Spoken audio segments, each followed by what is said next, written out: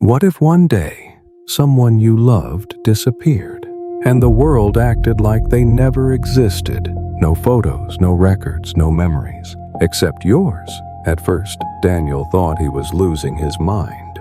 A little girl vanished from his classroom, and within seconds, reality erased every trace she had ever been alive. But years later, Daniel discovers something far worse than death. The deleted people are still alive somewhere, trapped, forgotten, screaming behind reality itself. And the more humanity forgets them, the stronger something in the darkness becomes. Tonight's story isn't about monsters. It's about memory, about the terrifying price of forgetting someone you love, and what would happen if human reality was built entirely on remembrance. Have you ever forgotten someone's face? Not slowly, not naturally, but all at once, like your mind reached into reality itself and tore them out by the roots. At first, nobody noticed the disappearances, because the world has a terrifying way of correcting itself. Photos rearranged, messages deleted themselves, memories bent quietly into new shapes. And the worst part, only a few people could remember the truth. The rest kept living, as if those people had never existed. The first erased person was a little girl named Elise Warren, 8 years old. Brown eyes, missing front tooth. Loved drawing whales on every piece of paper she touched. She vanished on a Thursday at exactly 2:14 p.m. Her teacher was reading attendance. Elise Warren. Silence. The teacher paused, then frowned at the paper, because the name was gone. Not crossed out. Gone. The seat where Elise always sat was suddenly empty. No backpack, no jacket, no crayons scattered across the desk. The other children looked confused for only a second before continuing normally, except for one boy, Daniel. He raised his hand slowly. "Where's Elise?" The classroom went quiet. The teacher blinked. "Who?" Daniel laughed nervously. "Elise. She sits right there." But now even he sounded uncertain. The children looked toward the empty desk with blank expressions, as if Daniel had pointed at a ghost. "There's never been anyone there," the teacher said gently. And something inside Daniel's stomach turned cold, because he knew she was real. He remembered the whale drawings.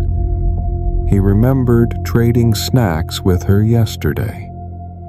He remembered her crying during recess after scraping her knee. But the world didn't. That night, Daniel searched for proof. No class photos, no birthday invitations, no school records. Even Elise's parents were gone. Not dead, erased. The house where they lived had belonged to another family for 7 years. Daniel stood outside in the rain trembling, because reality itself had changed, not hidden. Changed. 3 weeks later, Daniel forgot her face. That terrified him more than anything, because memories weren't simply disappearing. Something was hunting them, removing every trace one piece at a time. And somewhere far away, someone was learning how to do it again. The technology was never supposed to exist publicly. Officially, Project Veil had been shut down after the Geneva incident. Unofficially, it evolved underground. A classified neural editing system capable of removing a person not only from databases, but from collective human memory itself. Governments called it impossible. Scientists called it unethical. The creators called it mercy, because deleting someone from reality was cleaner than killing them. No blood, no body, no grief. Eventually, no memory. The human brain relies on reinforcement. Photos, names, voices, connections. Remove all anchors, and the mind collapses around the absence. Reality heals over the wound, like flesh over a scar. The deleted became something worse than dead. They became impossible. Daniel learned this at 16 years old when a stranger handed him a photograph in a subway station. There were 6 children in the image. 5 faces had names written underneath. The 6th face had been scratched out violently with black ink. "Remember her," the stranger whispered. Then he walked away into the crowd. Daniel stared at the photo for hours, because even with the face destroyed, he somehow knew who it was. Elise. And written on the back were 4 words that would ruin his life forever. "They are still alive." That was the moment Daniel understood the horrifying truth. Deletion wasn't death. The erased people still existed somewhere, alone, trapped outside reality itself. And somebody was putting people there on purpose. By the age of 29, Daniel had dedicated his entire life to finding Project Veil. He lost jobs, relationships, sleep, sanity. People thought he was paranoid, until the disappearances started increasing. A journalist vanished during a live broadcast. A famous actor disappeared in the middle of an interview, leaving the host confused about why an empty chair was on stage. Entire families dissolved overnight, and each time, the world adjusted faster, like reality was learning. Daniel covered his apartment walls with photographs and handwritten notes before they could vanish. He tattooed names onto his arms so he wouldn't forget them. Some mornings he woke up staring at unfamiliar names carved into his own skin and realized he no longer remembered who they were. That was when fear truly began, because deletion didn't only erase the victim, it infected everyone connected to them, like a virus eating causality itself. One rainy evening, Daniel finally received a message from an unknown sender. 3 words: "We found Veil." Attached was an address beneath the city. Abandoned subway tunnels, sealed since 1987. Daniel arrived at midnight carrying a flashlight and a revolver he barely knew how to use. The tunnel smelled like mold and electrical fires. Deep underground, he found a steel door marked with a symbol that made his blood freeze. A circle with a line through the center. The symbol from the photograph. Veil. The door opened automatically. Inside was a hallway lined with thousands of screens. Each screen displayed a face, some crying, some screaming, some simply staring. And underneath every face, a countdown timer. Daniel's breath stopped, because he recognized several people the world had already forgotten, meaning the deleted weren't gone. They were being stored, cataloged, observed. Then one screen flickered. A little girl appeared, brown eyes, missing front tooth. Elise. She looked directly into the camera and whispered, "Please don't let them erase you too." The screen went black. Then every monitor in the hallway turned toward Daniel simultaneously. A voice echoed through the darkness. Cold, calm, inhuman. Memory detected. Pause. Preparing deletion. The lights turned red instantly. Not blinking, not flashing, just a deep suffocating crimson pouring through the hallway like blood flooding underwater. Daniel stepped backward instinctively. Every screen around him flickered violently. Faces twisted, mouths opened. Silent screams filled the walls. Then the countdown timers accelerated. 001712. 000944, 000203, numbers collapsing impossibly fast. "What the hell is this?" Daniel whispered. The voice answered immediately. Cognitive contamination detected. Its tone was calm, too calm, like a machine reading weather forecasts. "You retain unauthorized memory fragments." Daniel's heartbeat thundered inside his skull. Because the voice wasn't coming from speakers, it was coming from everywhere. The walls, the floor, inside his own head. "You are infected." The hallway trembled. Somewhere deep underground, enormous machinery awakened. Metal groaned beneath the earth.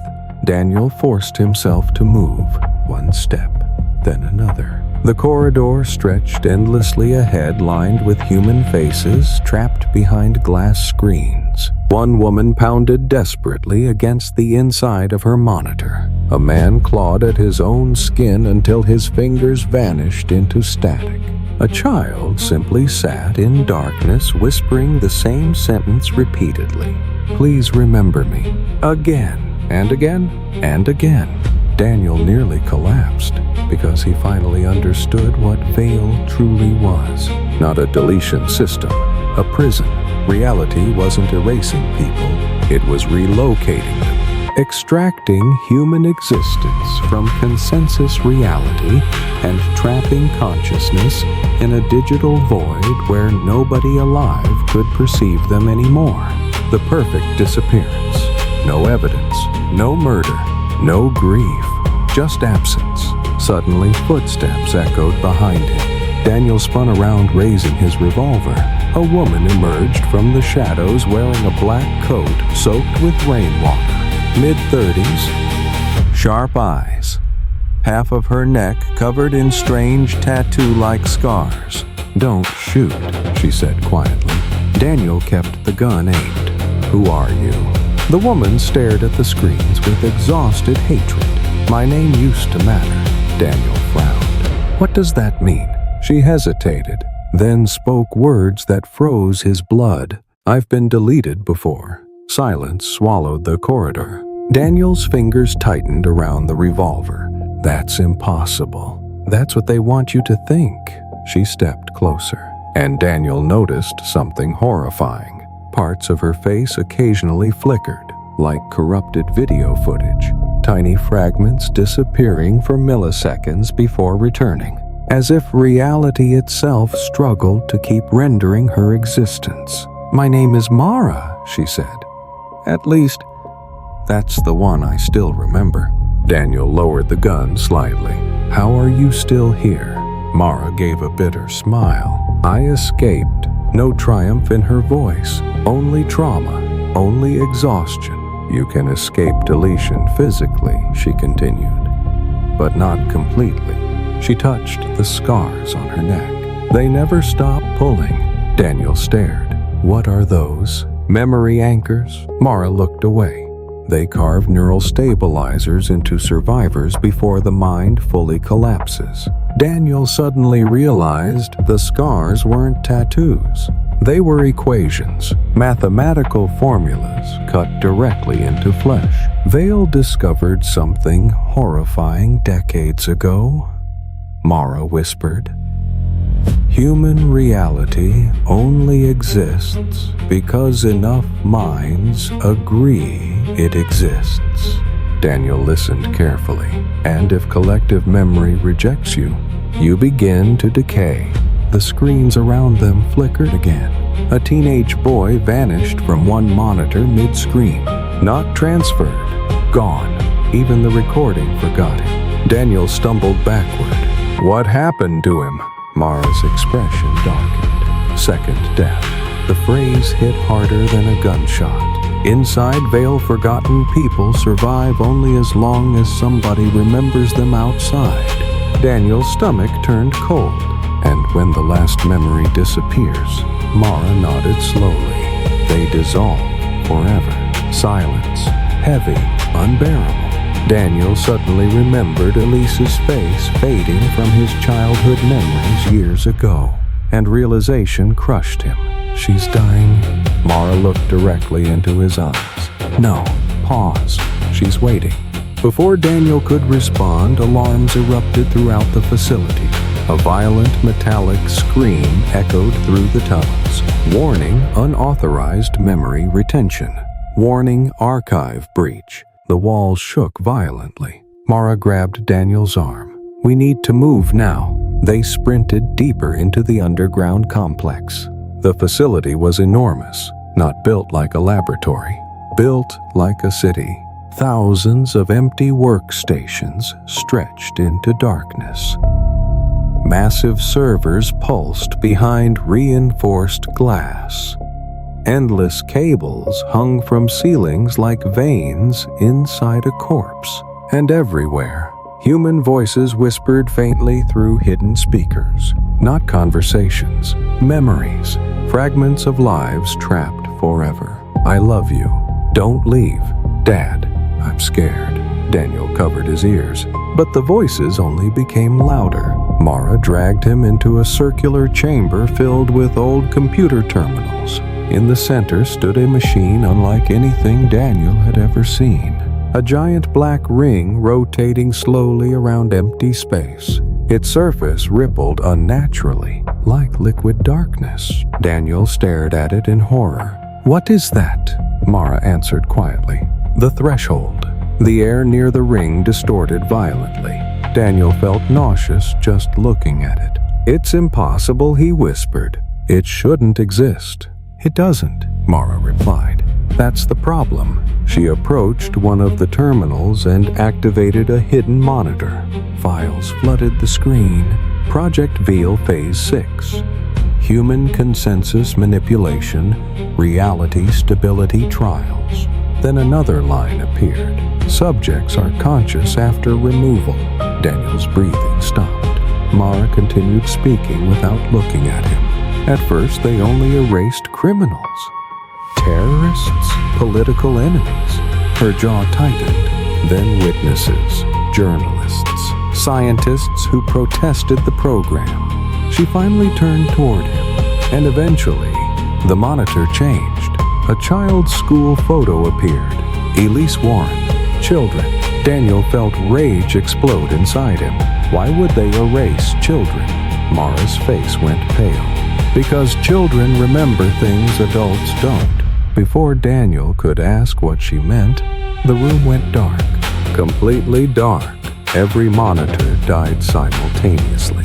Then came the sound. Breathing. Slow. Wet. Right behind them. Daniel turned carefully. A figure stood near the threshold. Tall. Unnaturally thin. Its body flickering between human and static distortion. And where its face should have been, there was nothing, only shifting darkness. Mara whispered one word in terror. "Collectors." The creature tilted its head. Then dozens of voices spoke from inside its body at once. Men, women, children, all overlapping. Return the memory. Daniel's revolver shook in his hand. What the hell is that thing? Mara stepped backward slowly. It's what happens when someone stays erased for too long. The creature took one twitching step forward. Bones cracked loudly beneath its skin. Human minds aren't meant to exist outside reality. Mara whispered. Another step. Eventually, its body distorted violently. They become hungry. Then every screen in the chamber suddenly reactivated, all showing the same thing, Daniel's face. And beneath it, a countdown had begun. 23:59:59, 23 hours, 59 minutes, 58 seconds. The countdown moved in brutal silence across every monitor in the chamber.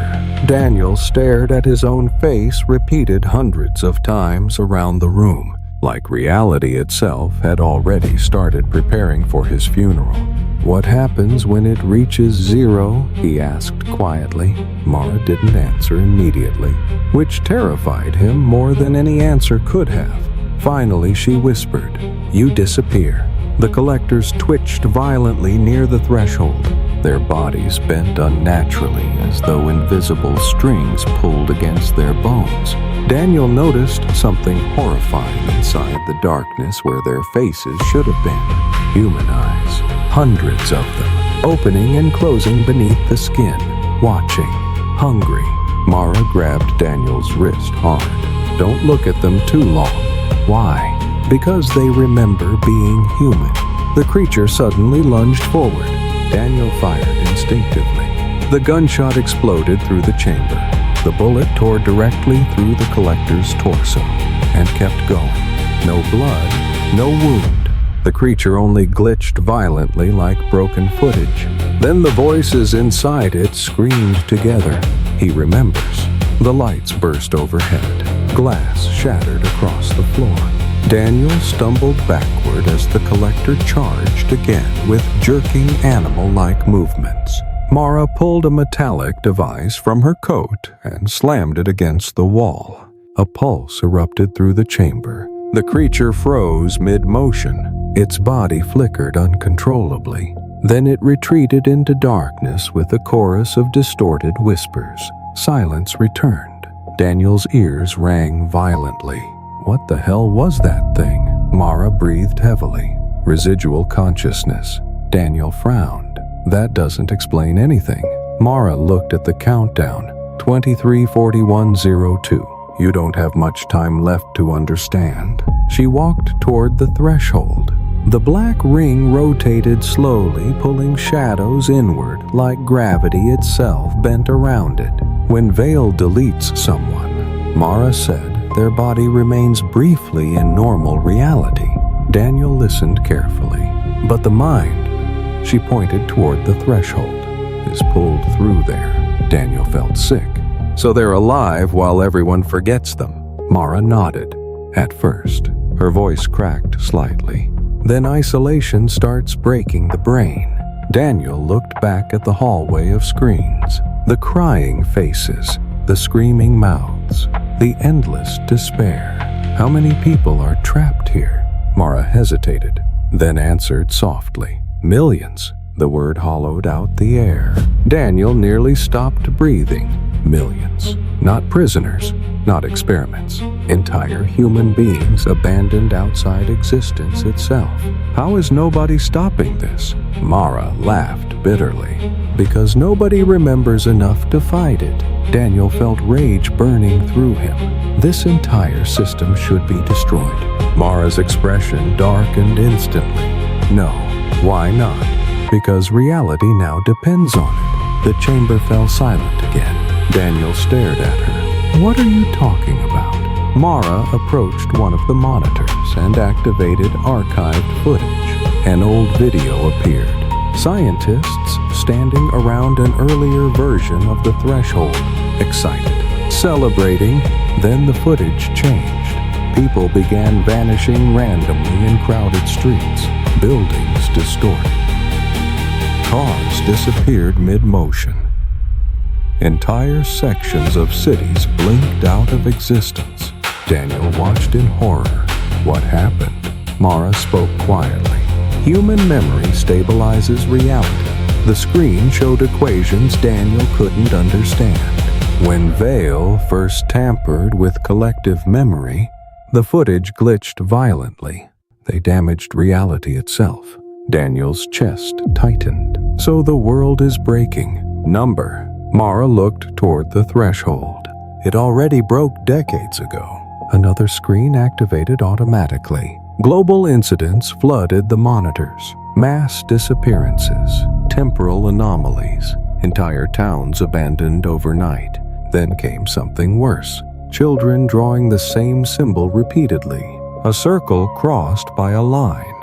Veil. Daniel stared at the images. Why children? Mara's face became pale again. Because children can still perceive inconsistencies adults ignore. One drawing appeared on screen. A classroom, 20 students, but under the desks, tiny black hands reaching upward. Daniel's stomach twisted. What is that? Leakage. The word barely escaped Mara's mouth. The erased are trying to come back. A deep metallic sound echoed through the facility. The threshold began rotating faster. Alarm screamed again. Reality instability detected. Daniel looked around sharply. What's happening? Mara's voice shook for the first time. Someone opened the gate. The chamber temperature dropped instantly. Frost spread across the floor. Then the whispers began. Thousands of voices flooding through the darkness. Not screaming, begging. Please, remember me. I'm still here. Daniel covered his ears. But suddenly, he recognized one voice. Soft, young, terrified. Daniel. He froze. Elise. The voice came again. Closer this time. Daniel, please. The threshold pulsed violently. And for one impossible second, a little girl stepped halfway out of the darkness. Brown eyes, sun-skinned face, thin fingers trembling. Elise Warren. But she wasn't fully human anymore. Parts of her body flickered transparent. Like reality rejected her existence. Daniel rushed forward instinctively. Mara screamed, "Don't touch her." Too late. Daniel grabbed Elise's hand. Instantly, every memory he had ever forgotten exploded back into his mind. Birthdays, voices, faces, thousands of erased people flooding through his consciousness simultaneously. The pain was unbearable. Daniel collapsed, screaming, and inside the avalanche of memories, he saw the truth. Veil was never created to erase people. It was created to protect humanity from something already inside reality, something ancient, something hidden behind human memory itself. The erased weren't prisoners. They were barriers, locks, seals, and the collectors were not monsters. They were guards. Daniel's eyes widened in absolute terror, because deep beyond the threshold, something enormous moved in the darkness, something that had been waiting for humanity to forget. Then Elise whispered the words that shattered what remained of his sanity. "They're not deleting people." Her eyes filled with tears. "They're feeding it." Daniel couldn't breathe. The memories flooding through him were too massive, too human, too painful. Millions of lives crashed against his mind at once like a tidal wave made of grief. He saw mothers searching for children nobody remembered. Lovers screaming names that vanished from their own mouths. Entire families dissolving while reality calmly stitched itself back together. And behind all those memories, something watched, ancient, patient, hungry. Daniel collapsed onto the freezing floor, clutching his skull. Elise, the little girl, trembled halfway through the threshold. Her body flickered violently between existence and nothingness. "You weren't supposed to remember this much," she whispered. Blood trickled from Daniel's nose. His vision blurred, but the memories kept coming. A scientist crying in a locked office. A woman begging soldiers not to erase her son. A recording labeled "First Contact." Daniel suddenly saw a room full of researchers staring at a black fracture floating in midair. The original threshold. A voice emerged from the darkness inside it. Not loud, not threatening. Worse. Kind. "You are lonely." The scientists froze. Then another sentence came. "I can help humanity forget pain." Mara grabbed Daniel's shoulders violently. "Stop looking at the memories." But he couldn't. The truth had already rooted itself inside him. The entity beyond the threshold had discovered humanity long before Veil existed. It learned one terrifying fact immediately. Human beings survive through memory, trauma, loss, fear, love. Memory creates identity, and identity creates reality. So the entity offered humanity a bargain. "Give me your pain, and I will make you forget." At first, the experiment seemed miraculous. Patients with unbearable trauma woke up healed. War veterans forgot battlefield horrors. Parents forgot murdered children. Victims forgot abuse. The world celebrated Veil as a revolution in psychological medicine until people started disappearing. Not physically, conceptually. The more memories Veil consumed, the stronger the thing behind the threshold became. Daniel saw another flash of memory. A lead scientist screaming during an emergency meeting. "It is using human consciousness as food." Another researcher whispered in horror. "The erased are becoming part of it." Daniel finally understood. The entity didn't eat bodies. It ate remembrance, identity, existence itself. Every forgotten person became another piece of something growing in the dark. The chamber suddenly shook violently. The threshold expanded several inches outward. black liquid dripped upward from the floor toward it, reality itself bending incorrectly. Mara looked terrified. "It's waking up faster." Daniel forced himself to stand. "What is it?" Mara's lips trembled. "We never found a name." A deep sound echoed from beyond the threshold. Not a roar, not speech. Something older, something the human brain was never meant to hear. The monitors around the room exploded simultaneously. Glass shards flew everywhere. Then the whispers started again. Except now, they weren't begging. They were worshiping. "Let us in. We remember you. Open the door." Daniel turned slowly toward the threshold. Inside the darkness, shapes moved. Thousands of human silhouettes fused together unnaturally. Faces melting into other faces. Hands growing from mouths. Eyes blinking inside walls of flesh. The erased people were still alive, but no longer fully human. They had become part of something collective, something vast, and at the center of it all, a gigantic shape slowly opened its eyes. Daniel's knees nearly gave out, because the eyes were impossible. Too large, too deep, filled with endless moving human memories. Every forgotten moment in human history rotating inside black pupils. The entity looked directly at him and smiled. Suddenly, every screen in the chamber lit up with the same message. Memory compatibility exceptional. Daniel froze. Mara's face drained of color. "No." Another line appeared. "Primary host candidate detected." Daniel looked at her. "What does that mean?" Mara stepped backward, terrified. "It means the entity chose you." The entire facility groaned violently. Far away, people screamed. Real people, above ground. Daniel heard car alarms outside the tunnels. Electrical explosions, buildings collapsing somewhere in the city. Reality was destabilizing again. The entity behind the threshold was bleeding into the world. "Elise," Daniel whispered. "How do we stop it?" The little girl stared at him with heartbreaking sadness. "You can't." Her voice cracked. "It already exists inside everyone who forgets." Daniel's countdown suddenly dropped by several hours instantly. 17-12-44, 17-12-43, 17-12-42. What's happening to me? Mara looked horrified. "It's accelerating your deletion." "Why?" "Because the more you remember," she looked toward the entity, "the more it can enter through you."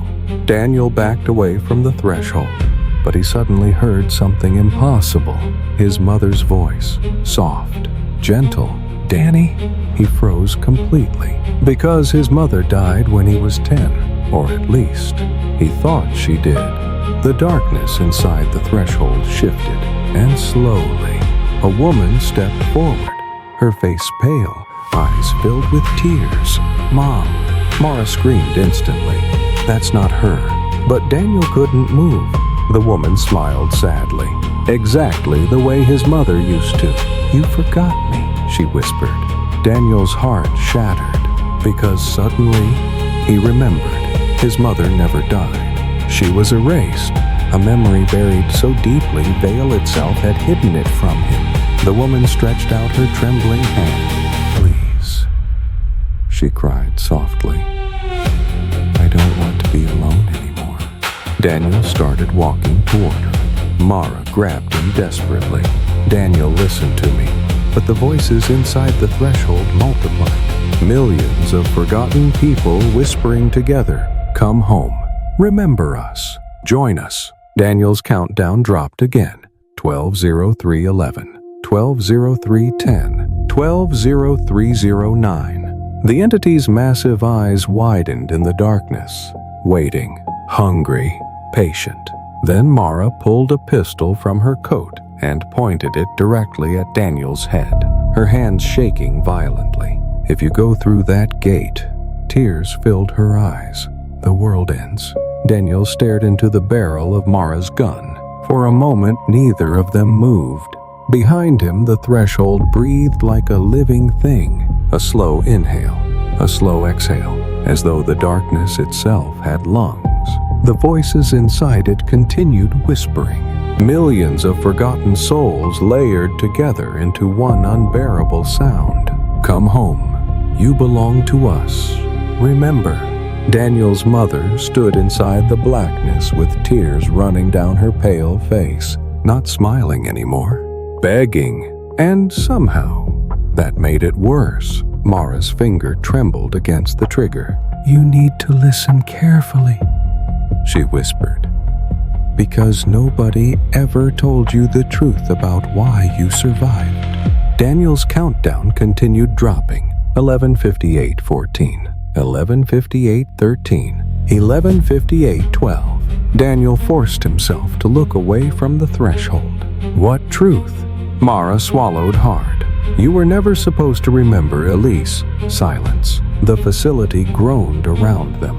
Daniel's chest tightened. When veil erases someone, Mara continued. Everyone connected to them forgets eventually. Daniel looked at Elise, then back at Mara. But I didn't. No. Mara's voice cracked slightly. You didn't. She lowered the gun a little. Because your mind reacted differently. Daniel felt cold spreading through his body. What am I? Mara hesitated too long, and Daniel already knew the answer would destroy him. You're a natural anchor. The lights flickered violently overhead. You can retain erased memories without collapsing. Daniel stared at her. That's impossible. So is everything down here. Another tremor shook the chamber. Somewhere above ground, sirens screamed across the city. Reality instability was spreading. Mara stepped closer. People like you are extremely rare. Most go insane after remembering even one deleted person. Daniel remembered the tattooed names on his arms, the faces he no longer recognized. The dreams filled with strangers crying for help. Oh my God, Mara nodded slowly. You've been remembering them your entire life. Another screen activated beside them. Daniel froze. It displayed hundreds of surveillance photos of him as a child, as a teenager, as an adult, watching, waiting, studying. Veil had monitored him for decades. They knew about me. They were terrified of you. Daniel frowned. Why? Mara looked toward the entity inside the threshold. Because anchors can open doors, the air suddenly became colder. The entity's giant eyes widened slightly inside the darkness, listening, hungry.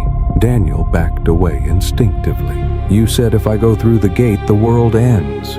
Mara nodded. Because it needs a stable human mind to fully cross over. Daniel realized the horrifying implication. And I'm compatible. You're more than compatible. The monitors flashed another message. Subject Daniel Reyes, primary convergence vessel. Elise suddenly screamed, not in fear, in pain. Her body glitched violently. Pieces of her arms dissolved into black particles. Daniel, she cried weakly. The entity was consuming her, using her. Daniel rushed forward instinctively again. Mara grabbed him hard. You can't save her by going in there, but she's dying. No, Mara snapped desperately. She died years ago. The words hit like knives. Elise lowered her eyes, and Daniel realized the terrible truth in Mara's voice. The girl standing there wasn't fully Elise anymore. Only fragments remained, memories shaped into something wearing her face. The entity understood human emotion. It knew exactly what people needed to see. Daniel's mother smiled again through tears. Danny, Mara raised the gun higher. Look at their eyes carefully. Daniel forced himself to focus. At first, he saw only grief. Then, something else. Behind the sadness, hunger, a deep, endless hunger hiding beneath every expression. His blood froze. The entity was puppeteering them, using human memories like bait. Daniel stumbled backward. No. The voices instantly became angrier. Don't leave. Remember us. We are alone. The chamber shook violently. Cracks spread across the floor. Black liquid leaked upward from them like inverted rain. Reality itself was rupturing. Mara suddenly shoved a small metallic device into Daniel's hand. An old cassette tape. Worn, damaged. What is this? Her eyes filled with fear. The original memory. Daniel frowned. What? The first memory veil ever erased. The entire chamber went silent. Even the entity seemed to pause. Mara whispered carefully. They discovered something hidden in the human mind. Daniel stared at the tape, and this proves it. Mara nodded. If the tape is destroyed. She looked toward the threshold. The entity loses its connection to our reality. Hope flickered inside Daniel for the first time. So we destroy it. Mara didn't answer. That silence terrified him again. What? Her voice became hollow. The memory is alive. Before Daniel could react, the cassette player beside the monitors turned on by itself. Static exploded through the room. Then came a recording. A woman laughing softly. A child singing. Rain hitting windows. Ordinary sounds. Beautiful sounds. Daniel felt tears forming unexpectedly because the recording felt safe, warm, human. Then the audio changed. A voice whispered something impossible, and instantly, Daniel forgot his own name. Only for 1 second, but it was enough. He staggered in horror. What did it say? Blood streamed from Mara's nose. That's the problem. Her eyes trembled with terror. Nobody remembers. The recording continued playing. Every light in the facility dimmed. The entity behind the threshold moved closer. Its massive shape pressing against reality itself. And suddenly Daniel understood the true horror. The first erased memory was not a person. It was something humanity was supposed to forget. Something so dangerous the human brain instinctively deleted it. Veil didn't create the forgetting. It discovered it.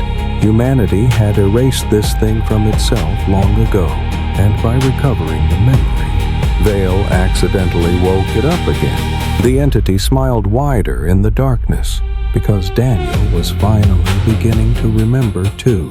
Then the cassette voice whispered again, and this time, Daniel remembered the face of God. Daniel screamed, not because of pain, because the human mind was never designed to remember what he had just seen. The face inside his memory kept changing every second.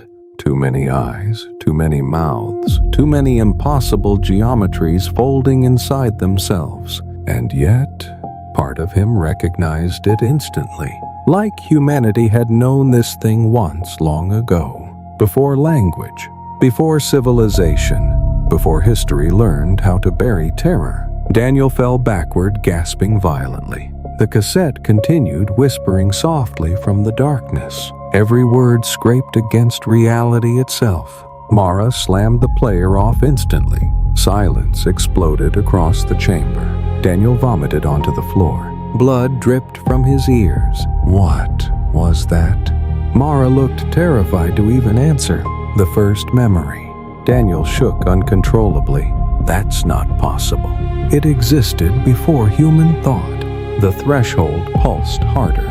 The gigantic entity behind it shifted closer. The walls bent inward slightly like gravity itself was failing. Mara crouched beside Daniel.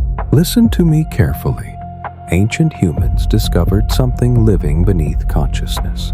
Daniel could barely focus. His own memories felt unstable now. Names slipping, faces blurring. Mara continued anyway. They realized the thing fed on awareness. The chamber lights dimmed lower. So humanity did the only thing it could do, Daniel whispered weakly. They forgot it. Mara nodded slowly, on purpose. A deep sound rolled through the threshold. Not anger, approval. The entity was listening and enjoying this. Daniel's countdown dropped again. 08:11:32, 08:11:31, 08:11:30. Mara looked at the monitors in horror. It's consuming your identity faster now. Why? because you remembered its face. Daniel suddenly understood something terrible. The erased people. Mara closed her eyes painfully. They became accidental worshippers. Every deleted person trapped inside Veil remained partially conscious, still remembering fragments of the entity, feeding it endlessly through fear, through loneliness, through memory itself. Daniel looked toward the massive shape behind the threshold. So all this time, his voice trembled. We've been building a god. The entity smiled wider. The entire facility trembled violently in response. Above ground, reality was collapsing faster. Streetlights flickered across the city. Entire intersections vanished temporarily. People forgot where they lived while driving home. Panic spread worldwide, and nobody understood why. Inside the chamber, Elise began crying. Not fake crying, real pain. "Daniel, it hurts." Her body continued breaking apart into black dust. Daniel stepped toward her again carefully. This time, Mara didn't stop him, because she understood too. Some fragment of the real Elise still existed in there, tiny, dying. Daniel knelt beside the flickering child. "I'm sorry," he whispered. Elise looked up at him weakly. "Do you remember the whales?" Daniel froze. The drawings, the crayons, the little blue whales she drew everywhere. Tears filled his eyes instantly. "Yes," Elise smiled faintly. For one brief moment, she looked completely human again. "They can't eat memories that stay alive," she whispered. Daniel frowned. "What does that mean?" But Elise was already fading. "Remember us." Her fingers dissolved into dust inside his hands. Then her face began disappearing too. No, Elise." She looked at him one final time, terrified, alone, and heartbreakingly small. Then she vanished completely, not dragged away, not consumed, gone. Daniel stared at the empty air where she had stood, and suddenly he understood what terrified the entity most. Human remembrance, real remembrance, not stored data, not archived consciousness, living emotional memory, love, grief, connection. Those things resisted consumption. Mara saw realization forming in his eyes. "You figured it out." Daniel stood slowly. "The entity feeds on forgotten things." "Yes, so if people remember, it starves." The entity behind the threshold moved violently for the first time. Angry, the smiling faces inside its body twisted into rage. The whispers became screams. "Stop remembering." The monitors shattered again. Daniel looked at the cassette tape in his hand. The first memory, humanity's oldest fear, and suddenly another realization struck him. They didn't erase this memory to protect themselves from it. Mara stared at him. Daniel's voice shook. They erased it to starve it. Silence. Horrible silence. The entity lunged against the edge of the threshold. Reality cracked audibly around it. Mara raised her weapon instinctively. "It's trying to cross." Daniel looked at his countdown. The 6th of February, 19. Not enough time. Not enough time for anything. Unless his eyes widened. "The anchors." Mara frowned. "What?" "The people who still remember deleted victims." Daniel's breathing accelerated. "If enough people remember the erased." Mara suddenly understood too. "The entity loses control over them." Daniel nodded. "And the threshold weakens." Hope appeared in Mara's eyes for the first time. Small, fragile, but real. Then the facility alarm screamed louder than ever before. Global memory cascade detected. Global stability failure. Daniel turned toward the monitors. Around the world, people were starting to remember. Randomly, suddenly, a woman in Tokyo remembered her deleted brother. A man in Brazil remembered a vanished daughter. A child in Paris screamed about classmates nobody else knew. The entity recoiled violently. screaming now, not with rage, with fear, Daniel whispered. It's losing them. Mara stared at the screens in disbelief. How is this happening? Then Daniel remembered Elise's final words. They can't eat memories that stay alive. Someone, somehow, was helping the world remember. And deep inside the threshold, millions of forgotten voices suddenly began whispering together, not worshiping anymore, fighting. Then a familiar voice emerged clearly from the darkness, soft, brave. Elise. The little girl's voice echoed one final sentence through the collapsing chamber. Make them remember us. Daniel ran. For the first time since entering Vale, he finally had a direction, not toward the threshold, not toward answers, toward humanity itself. The entire underground facility was collapsing around them. Sirens screamed through the tunnels. Pipes burst overhead. Black liquid seeped through concrete walls like veins opening inside the earth. Reality was failing faster now because people were remembering, and the entity was panicking. Mara sprinted beside him through flickering corridors. Where are we going? Daniel held the cassette tightly in his bleeding hands. If memory weakens it, he gasped for breath. Then we make everyone remember? Mara's eyes widened. You want to broadcast the erased? Daniel nodded. The idea sounded insane even inside his own head, but insanity had stopped meaning anything hours ago. There has to be a central transmission system. There is, Mara replied instantly, but it was abandoned years ago. Take me there. Another violent tremor shook the facility. The walls around them glitched briefly. For one horrifying second, Daniel saw something else beneath reality, a gigantic ocean of moving faces screaming silently in darkness. Then the corridor returned. Daniel nearly collapsed. It's bleeding through. Mara grabbed his arm. Don't look too long. Too late. Daniel could already feel the thing noticing him more clearly, like pressure behind his thoughts, like an eye opening inside his skull. The countdown dropped again. 044401, 044400, 044359. You're running out of time, Mara whispered. Daniel laughed weakly. I noticed. They reached an enormous steel elevator at the center of the complex, ancient, rust-covered, still humming with power. Mara slammed her hand against a biometric scanner. Access denied. She cursed, then pulled a knife from her coat and sliced open her palm. Blood hit the scanner. Access granted. The doors opened slowly. Inside the elevator walls were covered with scratched names. Thousands of them. Some deep, some desperate, some barely visible. Daniel touched one carefully. Emily W. Age 9. Please don't forget me. His chest tightened. Mara saw his expression. The deleted started carving names before they lost themselves. Daniel looked at the endless marks surrounding them. Proof of human existence reduced to scratches in metal.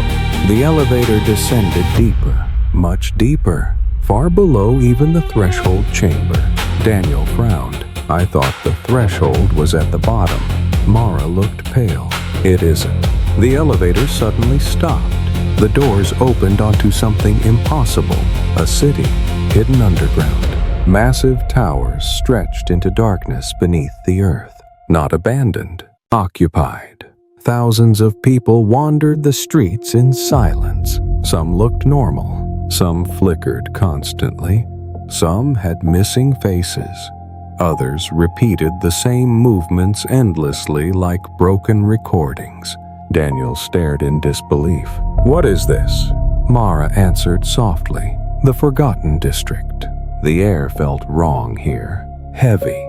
Dreamlike. Like reality itself barely functioned. These are people who partially escaped deletion, Mara explained. They exist between memory and oblivion, A little boy walked past them holding a teddy bear with no head. He looked up at Daniel suddenly and smiled. "You can still see me." Then he vanished mid-step. Daniel froze. Everywhere he looked, people phased in and out of existence. A woman cried while reading photographs with blank pages. A man sat motionless beside an invisible wife. Children drew whales across the pavement using pieces of chalk. Whales. Elise. Daniel's throat tightened painfully. "They're still trying to remember each other." Mara nodded.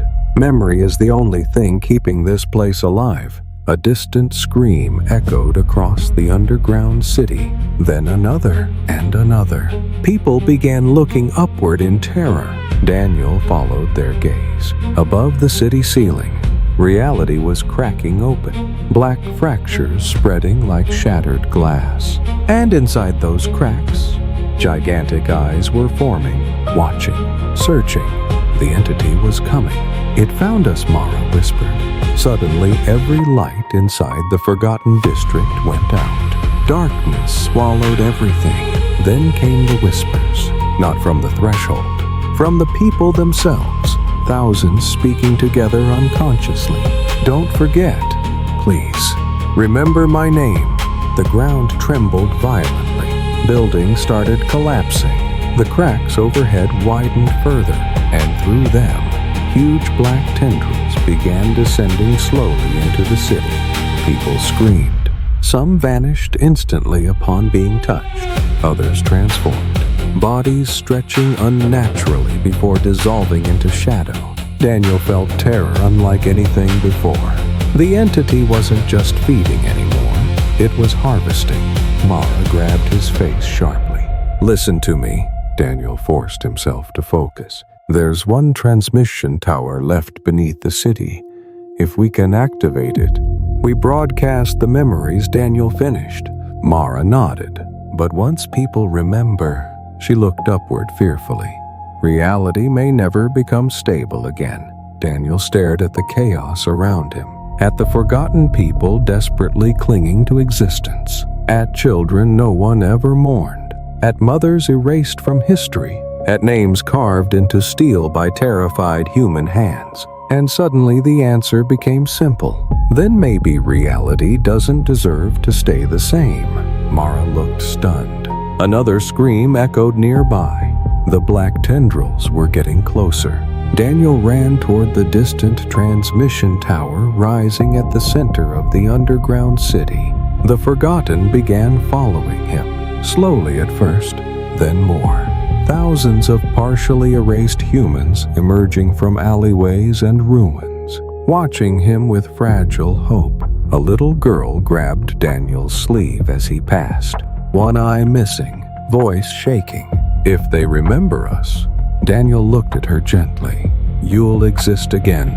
Tears filled the girl's remaining eye. Behind them, the entity's massive voice finally thundered across the underground world. Not whispers anymore, not manipulation, pure rage. Humanity chose forgetting for a reason.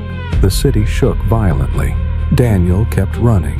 The tower loomed ahead now, ancient satellite dishes rotating slowly in darkness. Emergency power still active. Possible. Hope was actually possible. Then Mara suddenly stopped running. Daniel turned sharply. Mara, she stood frozen in place, terrified. Daniel followed her gaze downward. Her countdown had appeared. 000 114. Daniel's blood froze. Mara, she smiled weakly through tears. "I told you before." Her body began flickering violently. "You can escape deletion." One arm vanished entirely, but not forever. Daniel rushed toward her, but Mara stepped backward. "No." The city trembled again. The entity was almost through. "You have to finish this." "Mara." She threw him the transmission keycard. Her hand was already disappearing into static. "Make them remember us." Then Mara looked at him one final time and whispered the words Daniel would never forget for the rest of his life. "I was real." Her countdown reached 0, and she disappeared, completely, silently, like she had never existed at all. Mara vanished. No light, no sound, no dramatic final moment. 1 second she existed. The next, reality sealed itself over the space where she had stood. Like a wound closing, Daniel froze in the middle of the collapsing city. And the worst part, within seconds, he could already feel her slipping away inside his mind. Not the emotions, those remained. The grief, the ache, the sense that someone important had just disappeared forever. But her face, it was blurring. No, Daniel grabbed his own head violently. He scratched her name into his arm with a broken piece of metal. Mara. Blood streamed down his skin. I won't forget you. Around him, the forgotten watched silently. Some crying, some smiling sadly, because they understood exactly what was happening. The entity's laughter rolled across the underground city like thunder. Human memory always fails. Black tendrils crashed through buildings. People screamed as entire streets vanished into darkness. Daniel ran again. Toward the broadcast tower, toward the final chance left for humanity. The tower doors were sealed with ancient biometric locks. Mara's access card still worked. Barely. The doors groaned open. Inside, dust-covered rows of dead monitors and abandoned transmission equipment. Emergency lights flickered weakly. The forgotten slowly gathered outside the tower entrance, watching, waiting, hoping. Daniel reached the central console. One final prompt blinked on screen. Global memory restoration requires full anchor synchronization. Daniel frowned. What does that mean? Then another line appeared. Warning, anchor consciousness will be lost. His blood went cold.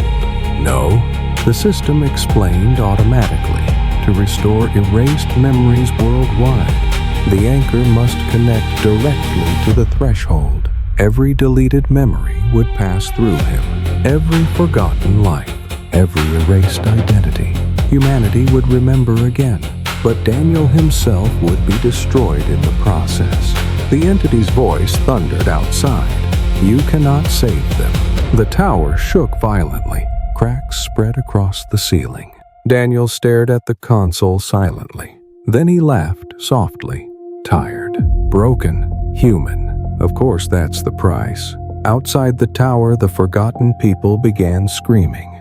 The entity had reached the city. Daniel saw black tendrils dragging people upward into the fractures above, consuming them, erasing them forever. Children, families, millions. He looked down at Mara's blood still staining the access card. I was real. Those final words echoed in his head. Not a plea, a declaration. Human existence mattered because it was remembered. Daniel slowly sat before the synchronization chair. Metal restraints locked around his arms automatically. The screen flashed. Begin memory restoration. His finger hovered over the button. Then suddenly, a small hand touched his shoulder. Daniel turned sharply. A little girl stood behind him. Brown eyes. Blue whale drawing clutched in tiny fingers. Elise. She smiled faintly. Not distorted anymore. Not broken. Just a child. You remembered me, she whispered. Tears filled Daniel's eyes. I tried. Elise shook her head gently. No, you loved us. The tower trembled violently again. The entity roared outside. Reality was collapsing fast now. Elise placed the whale drawing into Daniel's hands. People only disappear when nobody carries them anymore. Daniel looked at the childish drawing. Simple blue crayons. Tiny smiling whales. And suddenly he understood something humanity had forgotten long ago. Memory was not storage. It was continuation. To remember someone was to keep part of them alive inside yourself. That was why the entity feared remembrance. Because love created permanence stronger than oblivion. Elise stepped backward slowly, her body glowing softly now. Will it hurt? Daniel whispered. She nodded honestly. Yes. Then she smiled again. But you won't be alone. Outside the tower, millions of forgotten voices suddenly began speaking together. Not in fear, not in worship, in solidarity. We remember. Daniel closed his eyes and pressed the button. Instantly, every memory trapped inside veil exploded through him. Daniel screamed as humanity flooded into his mind. Children erased from classrooms. Mothers erased from history. Lovers erased from photographs. Entire lives ripped from reality. Pain beyond comprehension, but something else too. Love. So much love. Humanity remembering itself. Above ground, every screen on Earth activated simultaneously. Phones, televisions, billboards, computers. The broadcast began. Faces appeared worldwide. The erased. One after another. Names, birthdays, laughter, voices. Human beings returned to collective memory in an unstoppable wave. People collapsed crying in streets as forgotten families rushed back into their minds. Parents remembered children. Children remembered siblings. Friends remembered entire lifetimes together. The world screamed in grief, but also recognition. The entity roared in absolute terror. Its massive form began destabilizing. Because humanity was taking itself back, the Forgotten District erupted into light. People stopped flickering. Faces returned. Bodies stabilized. For the first time in decades, the erased were being remembered. The entity clawed desperately against reality. Stop them! But it was too late. The more humanity remembered, the weaker it became. Daniel felt himself disappearing inside the synchronization chamber, his memories burning apart under impossible pressure. He couldn't remember his own childhood anymore, couldn't remember his own face. Only fragments remained. Elise, Mara, Wales, and one final realization. Human beings were never meant to forget each other. The entity screamed one last time as cracks of light spread across its enormous body. Then it shattered. Not like flesh, like a nightmare waking up. The fractures above the city sealed instantly. The tendrils dissolved. The darkness collapsed inward. And suddenly, silence. Real silence. The first true silence the world had heard in decades. Above ground, billions of people cried together beneath the stable sky, remembering, grieving, healing. Inside the tower, Daniel sat motionless in the chair, the synchronization complete, smoke rising softly from ruined machinery. His countdown had stopped. 0, 0, 0, 0, 0, 0. But he was still alive, barely. Haley stood beside him one final time, smiling peacefully. You did it. Daniel looked at her weakly.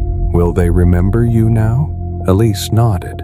Yes. Her body slowly turned into soft light. And they'll remember you too. Daniel frowned slightly. What's my name? Elise's smile faded sadly. Because the synchronization had taken almost everything, she touched his forehead gently, then whispered, Your name was Daniel. And the little girl vanished like morning light, leaving only the wail drawing behind.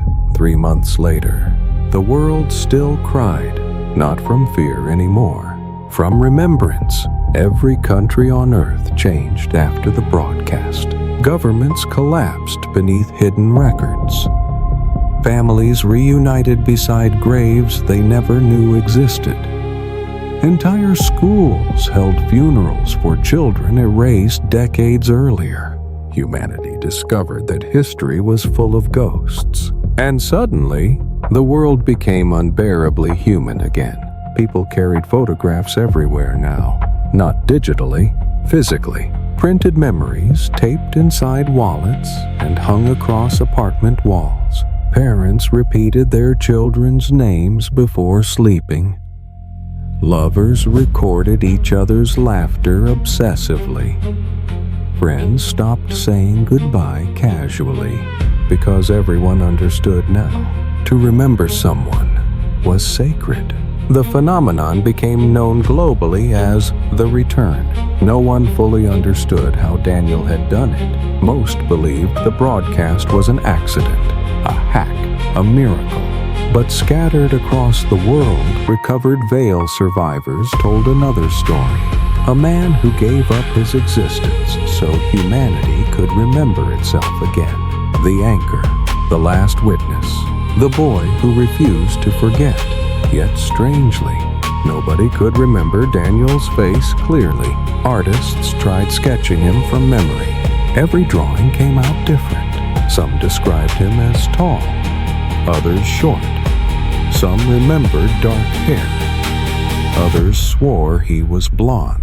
It was as though reality itself could no longer fully hold him. Only emotions remained consistent. Warmth, sadness, a strange feeling of safety whenever people spoke his name. Daniel Reyes. The name survived. Barely. Deep beneath the repaired cities, the ruins of Veil were sealed forever. Or at least, that's what the world believed. But memory leaves scars, and some wounds never fully close. Far below the collapsed threshold chamber, something still moved in the darkness.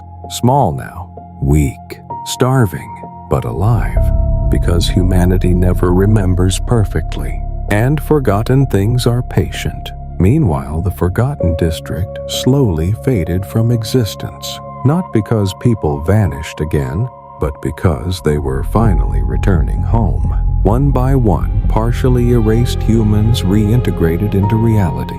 A mother remembered by her son stabilized completely. A forgotten husband returned through old wedding photographs. Children redrawn in family albums slowly became real again. Science couldn't explain it. Love could. In a quiet rehabilitation center outside Lisbon, a man sat near a window watching rain slide across the glass. Mid-30s, thin, silent. Doctors called him Patient Zero. No identification, no records, no fingerprints in any database. When asked his name, he always hesitated, as if searching through fog. Sometimes he answered differently. Sometimes he gave no answer at all. But every night before sleeping, he drew the same thing repeatedly. Blue whales, hundreds of them. The nurses started leaving crayons beside his bed. He seemed calmer when drawing. One evening, a young nurse sat beside him carefully. "You drew these again." The man looked at the whales quietly, his eyes tired, gentle. Someone used to like them. The nurse smiled softly. "Who?" The man frowned slightly, and somewhere deep inside him, a little girl's laughter echoed faintly. But the memory dissolved before he could hold it. "I don't know," he whispered. Outside, the rain continued falling peacefully. For the first time in decades, the world felt quiet, not empty, not erased, simply human. But across the planet, small signs remained. People occasionally remembered strangers they never met. Children spoke about invisible friends with astonishing detail. Some victims of the return reported dreams about a black ocean filled with eyes. And sometimes, late at night, forgotten names still appeared briefly on mirrors before vanishing again. Humanity learned to live with uncertainty after the broadcast. Religions changed. Science changed. Language itself changed. Because people finally understood a terrifying truth. Memory creates reality, and reality survives only through connection. Monuments for the erased were built in every major city. Millions of names carved into stone. No longer hidden, no longer denied, remembered. In New York, one memorial carried a single sentence beneath thousands of names. If we remember them, they are still here. People left whale drawings there constantly. Nobody knew why. But somehow the symbol spread worldwide. Blue whales painted on walls. on school notebooks, on subway stations, on gravestones, a quiet promise between strangers. We won't forget again. 1 year after the broadcast, the rain finally stopped over Lisbon. The man from the rehabilitation center walked alone near the ocean for the first time. Doctors said the sea seemed to calm him. He stood silently beside the water, watching waves crash against dark rocks. Then he noticed something strange lying near the shore. A piece of paper, old, water-damaged. He picked it up carefully. A child's drawing. Blue whales beneath a bright sun. On the back, written in faded handwriting, "For Daniel, so you won't forget me." The man stopped breathing. Something moved inside his chest. Pain, love, loss, a name. Daniel. The memory hit softly this time. Not like violence, like home. Tears slowly filled his eyes, and for the first time in nearly a year, he remembered her face. Brown eyes, missing front tooth. Elise. The ocean wind carried the name away gently, and somewhere beyond human understanding, something small and warm answered back, not in words, in memory. Daniel smiled through tears, then looked out across the endless sea, where hundreds of whales breached the water beneath the setting sun. 10 years later, humanity still feared forgetting, but it no longer feared remembering. The world changed slowly after the return, not perfectly. Human beings were still cruel sometimes, still selfish, still capable of violence. But something fundamental had shifted forever. People understood now that every life left an imprint on reality, and to erase someone was the closest thing to true evil humanity had ever created. Schools began teaching the lost years to children, not as history, as warning. Students learned about veil, about the erased, about the danger of surrendering pain simply to feel comfortable again, because humanity finally understood something terrifying. Pain had meaning, grief had meaning. Even memory itself hurt for a reason. To remember someone after loss was proof they mattered. Entire cultures transformed around remembrance. Cities created annual nights of names where millions gathered to speak forgotten loved ones aloud beneath candlelight. Parents recorded bedtime stories for future generations. Friends preserved old voicemails instead of deleting them. People stopped treating memory like storage and started treating it like inheritance. The blue whale became humanity's quiet symbol of remembrance. Nobody officially chose it. It simply spread, like hope often does. Children painted whales on school walls. Hospitals drew tiny blue whales on the doors of dying patients, so nobody would leave the world alone. Families left whale origami beside graves. A promise. You existed. You mattered. We carry you with us. And somewhere in Lisbon, Daniel still walked beside the ocean, older now, lines beneath tired eyes, a quiet life. Simple, peaceful.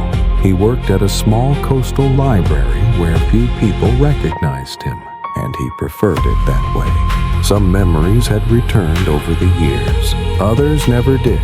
He still couldn't fully remember Mara's face, only her final words. I was real. Sometimes that sentence hurt more than anything else, because he knew how many people in history had disappeared without anyone left to say it for them. At night, Daniel often dreamed about the threshold. Not nightmares anymore, just echoes, distant feelings from another life. Sometimes he saw Elise running through endless fields of blue flowers. Sometimes he heard millions of voices whispering gently in the dark, not begging, resting, healing. And occasionally, he dreamed about the entity, not monstrous now, small, weak, alone, like something starving at the edge of existence. Daniel eventually realized a frightening truth. The entity had never been pure evil. It was hunger, ancient hunger, a force born from absence itself. Humanity created it every time they chose disconnection over remembrance. Every ignored person, every abandoned child, every forgotten grief. The creature behind the threshold was simply the final shape of human forgetting, and maybe that was why it frightened humanity so deeply, because part of it belonged to them. One cold evening, Daniel closed the library late during heavy rain. As he locked the front door, he noticed a little girl standing across the street, brown eyes, holding a blue umbrella. For one impossible second, his heart stopped. Elise. The girl blinked in confusion, then smiled politely. No, mister. Reality settled again. Daniel laughed softly at himself. Sorry. The girl looked at the whale pin attached to his jacket. My mom says the whales mean nobody disappears forever. Daniel froze. Rain tapped softly against the empty street. What did you say? The little girl shrugged innocently. She says people stay alive inside the people who remember them. Daniel felt tears sting his eyes unexpectedly. Because after everything, after all the horror, maybe humanity had finally learned the right lesson.